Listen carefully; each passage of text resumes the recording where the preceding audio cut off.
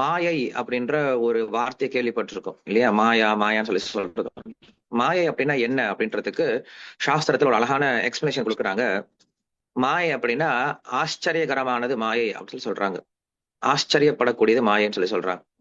ஆச்சரியப்படக்கூடியதுன்னா என்னது? எந்த விஷயத்துக்கு ஆச்சரியப்பட தேவையில்லையோ அந்த விஷயத்த பெருசா நினைப்போம். உண்மையாலுமே எது ரொம்ப பெரிய விஷயமோ அதை பத்தி நம்ம பெருசா நினைக்கவே மாட்டோம். இதுக்கு பேர் தான் மாயைன்னு சொல்லி சொல்றாங்க.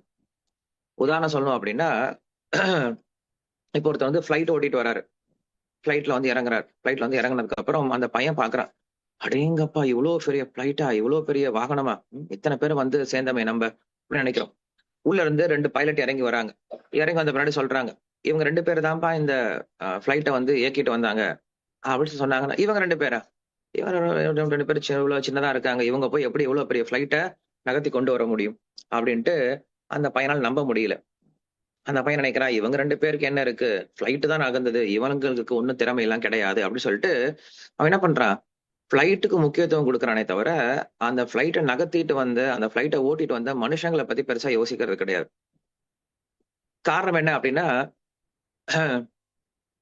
அஹ், மாயை அப்படின்ற ஒரு காரணம் தான். அதே போல நம்ம என்ன பண்றோம்னா, இந்த உலகத்துல ஜட விஷயங்களை பார்த்து, அதாவது வெறும் பொருட்களை பார்த்து நம்ம ஆச்சரியப்படுறோம். ஆனா அந்த பொருளுக்கு பின்னாடி இயக்கிட்டு இருக்கக்கூடிய நபர்களை பார்த்து நம்ம ஆச்சரியப்படுறது கிடையாது. ஒரு பெரிய காலேஜ் இருக்கு அப்படின்னா, அடேங்கப்பா காலேஜ் எவ்வளவு பெருசு இருக்கு, ரொம்ப நல்ல காலேஜா இருக்குன்னு நினைக்கிறோம். ஆனா அந்த காலேஜுக்கு பின்னாடி இருக்கக்கூடிய மேனேஜ்மெண்ட், அந்த மேனேஜ்மெண்ட்ல ஒருத்தர் இருப்பார், ஒரு சேர்மேன் ஒருத்தர் இருப்பார். அந்த ஒரு நபர் என்ன பண்ணுவார் அப்படின்னா, அந்த மொத்த காலேஜோட கண்ட்ரோல் வச்சிட்டு இருப்பார், அந்த மொத்த காலேஜ் எல்லாம் நடத்திட்டு இருப்பார். பட் சின்ன குழந்தைங்களுக்கு அடேங்கப்பா இவ்வளவு பெரிய காலேஜ் இருக்கே அப்படின்னு நினைப்பாருங்க தவிர, அந்த மேனேஜ்மெண்ட்ல அந்த சேர்மேன் ஒருத்தர் இருக்கார், அவர் தான் எல்லாத்தையும் இயக்கிட்டு இருக்கார் அப்படின்ற அந்த அறிவு அவங்களுக்கு வரப்போறது கிடையாது. இவர் ஒருத்தர் எப்படி எல்லாத்தையும் பண்ண முடியும் அப்படின்ட்டு அவனுடைய லிமிட்டெட் ஸ்பேஸ் ஆஃப் திங்கிங்ல அவனால இதை ஆலோசனை பண்ண முடியாது. அதே போலதான் மாயை அப்படின்னு சொல்லி சொல்லும் பொழுது நமக்கு இதான் சொல்றாங்க. யாரா அது? நோட் பேட் யாரும் ஓபன் பண்ணதுக்குள்ளார. சரி. சோ மாயை அப்படின்னா நாம என்ன பண்றோம்னா, இந்த உலகத்துல எல்லாத்தையும் இயக்கிட்டு இருக்கக்கூடிய பகவானை பத்தி நாம் நினைக்கிறது கிடையாது. ஆனா இந்த உலகத்தில் இருக்கக்கூடிய பொருட்களை பார்த்து நம்ம என்ன பண்றோம், ரொம்ப ஆச்சரியப்படுறோம். இப்ப தங்கமே இருக்கு அப்படின்னா, தங்கத்தை நம்ம எடுத்து எடுத்து என்ன பண்றோம், இங்க வியாபாரம் பண்ணிட்டு இருக்கோம். பட் இந்த தங்கத்தை உற்பத்தி பண்ணவரை பத்தி நம்ம என்னைக்கும் யோசிச்சு பார்த்ததே கிடையாது. தங்கத்தை யார் உற்பத்தி பண்ணாங்க, அது யார் அங்க கொண்டு போய் வச்சது, அதை பத்தி நம்ம பெருசா யோசிக்கிறதும் கிடையாது. இல்ல அதை பத்தி நம்ம பெருசா அவங்களுக்கு நன்றியும் செலுத்துறது கிடையாது.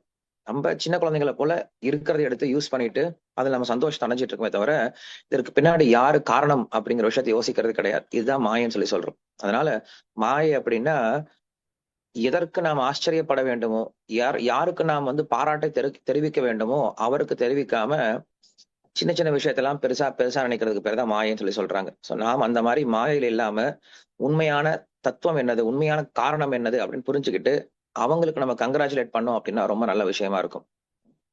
இப்ப கம்பெனி நடந்துட்டு இருக்கு அப்படின்னா, கம்பெனி தானா இயங்க போறது கிடையாது. கம்பெனிக்கு பின்னாடி ஒரு மேனேஜ்மெண்ட் நடத்திட்டு இருக்கு. சோ அதனால கம்பெனிக்கு பாராட்டு விழா நடத்துறாங்க அப்படின்னா, தங்கமயில் வாழ்க தங்கமயில் வாழ்கன்னு சொல்ல போறது கிடையாது. அந்த தங்கமயில இருக்கக்கூடிய ஒரு சேர்மேனை கூப்பிட்டு என்ன பண்ண போறாங்க, அவங்களுக்கு தான் பிரைஸ் கொடுக்க போறாங்களே தவிர வெறும் கம்பெனிக்கு வந்து பிரைஸ் யாரும் கொடுக்க மாட்டாங்க இல்லையா? அதனால அப்படி நினைச்சாங்கன்னா அதான் மாயன்னு சொல்லி சொல்றோம். அதே போல நாமும் மாயையில இல்லாம ஒரு பொருளுக்கு பின்னாடி இருக்கக்கூடிய தத்துவம் என்ன, உண்மை என்ன அப்படின்னு அந்த உண்மை பொருளை தெரிஞ்சுக்கிட்டு அதை நம்ம என்ன பண்ணலாம், அப்ரிஷியேட் பண்ண ஆரம்பிக்கலாம்.